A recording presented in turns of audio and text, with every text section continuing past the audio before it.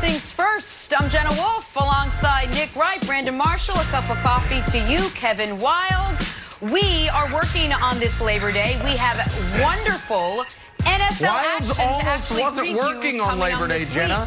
Sorry, no, he Wildes just thought we had Labor Day off. He sat down about 6 seconds ago. So let's we have the curtain back.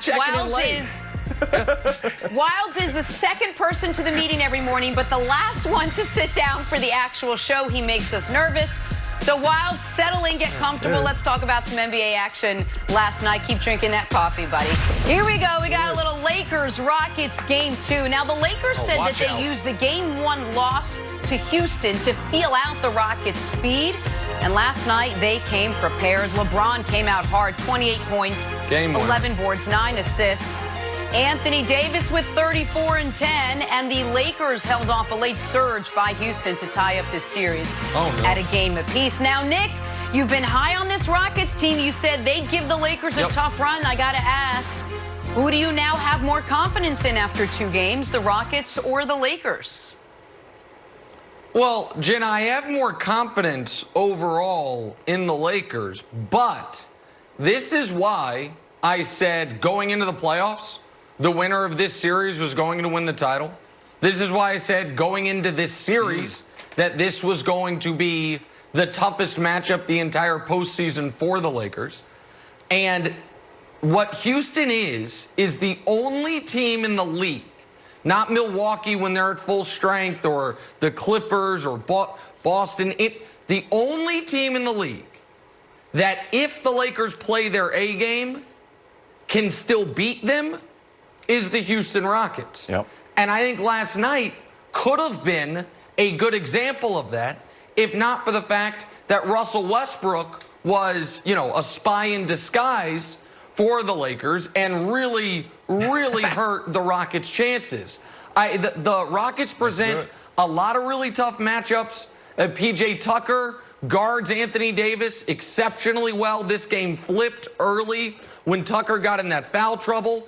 And the three-point variance, the Lakers are thrilled hitting 12 threes as they did last night.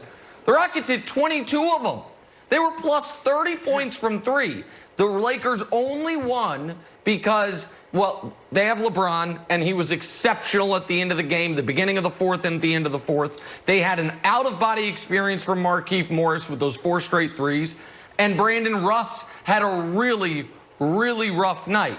So I'm more confident in the Lakers than the Rockets, but the Rockets present massive problems, which is why I think this is going to be a long series. Tilt it in the other direction if Russ gets it together.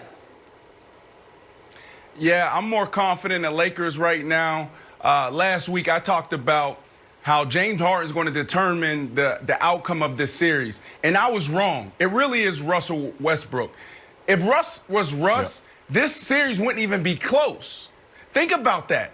If Russ was Russ, guy who took the MVP trophy a couple years ago, who did things that we've never seen in this league before, if he was himself, this series wouldn't be close. Now, this is one of the hardest things to do, from going from player to broadcaster to analyst, is to talk about another player. Because you can throw film up of me playing for the Chicago Bears, you can throw film up of me playing for the Miami Dolphins, and I truly stunk it up. But I gotta call a spade a spade. Russ was bad. Russ was airballing shots, he was dribbling off his leg, and I love Russ. This is the type of guy you want to play with. But this was absolutely bad. If I'm James Harden, I go to my guy and I say, look, buddy, let's just focus on the defensive end. Let's focus on rebounding. You did a tremendous job there. But he's truly, Wildes, tearing up this team's flow on the offensive side. Yeah, so that's why, first of all, I have to apologize for sitting down only 20 seconds before the start of the show. I actually had to call a chiropractor because the Russ roller coaster, 15 seconds. Well, I was upstairs. I had brought my chiropractor in from the city because the Russ roller coaster was extra bouncy. My spine was totally out of alignment after watching the up and down from Russ. He was airballing threes, and then he would make an amazing play that you wouldn't even see. Anthony Davis had the ball, and he'd steal the ball. So I'm like, is he having a good game, actually? Is the take that it's so unconventional, but he's keeping him in the game? The weirdest part, Brendan, you mentioned it. That air ball 3 wasn't even the result wasn't the problem. It's the way that he shot it, and he kept his hand up. And he thought that was going in. Watch his hand. Watch his follow through here. He's like, "This is good." He's like, "Oh, it's not good." Because it was like, online. This one's good. Don't worry. It was just a foot short. And missed it. Yeah. Just hit the net. Yeah. So once I saw that, I was like, "Ooh, we're going to be in for a rough day." And look, at the end of the game, Nick, when they doubled Harden and left Westbrook open, he clanked one off the corner of the rim, and Mark Jackson's like, that's disrespectful. Like, is it? He was 3 for 18 in the playoffs. So I don't know why we don't have the old post-Capella Russ where he's attacking the paint. Look at his attempts have been sliced in half. So if the three's not dropping, which it's not, and maybe it'll bounce back. Nick, if I was Russ, I was just like, I know what to do. If you're leaving me open, I'm just going to go downhill, attack. Well, either make you foul and get Anthony Davis in foul trouble, and sort of take the game to them. He's throwing it off the rim when he does that, too. But he's throwing it off the rim. He's dribbling off his feet when he does that. And Brandon, so here's the thing. You and I, because, we're social distance and you're in Florida at the moment, we have never watched a basketball game together. But my wife can attest, I'm a really weird guy to watch a game with because certain times the team I'm rooting for, someone makes a shot and I get upset. When Rajon Rondo hit that 3 at the end of the first quarter for the Lakers, I was mad. Yeah. And she was so confused. And I said, now he's going to shoot more of them. Now, Rondo, to his credit, played a very good defensive game and did good things elsewhere. Yep. But Rondo, you're open for a reason.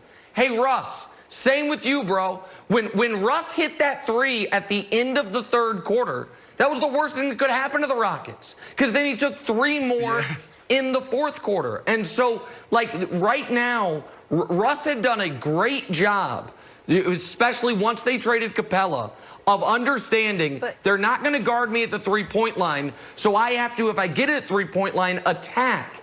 In the first 2 games against the Lakers, he's shooting 7 threes a game. That is something the Lakers will absolutely will take any day of the week. But I don't want it to be lost here while we're talking about what the Rockets did poorly. This was the 20th series, or what Russ did poorly, the 20th time in LeBron James' career he's lost game 1 of a series.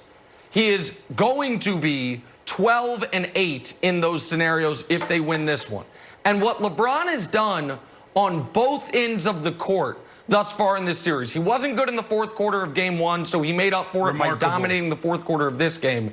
But this guy is my age in year 17, and his chase down blocks, his two-handed blocks, he's blocking Russ's layup attempt so hard, I'm worried one of the small children watching in the family section is going to get hit by the basketball. I was worried. I'm like, man, that's exactly where the little kids are. They're all on their iPads, and LeBron's going to crush one of them. So, Brandon, I can't believe, maybe I should be able to believe it. I'm not surprised LeBron's this effective. I'm not surprised LeBron hit the game-icing shot. But LeBron's seemingly endless energy on both ends of the court, playing 40 minutes a night, leading the playoffs in fourth quarter minutes, and having to do all of this, that has been, even for me, Brandon, a little surprising. Yeah, you shouldn't be surprised because we've been seeing this year in and year out.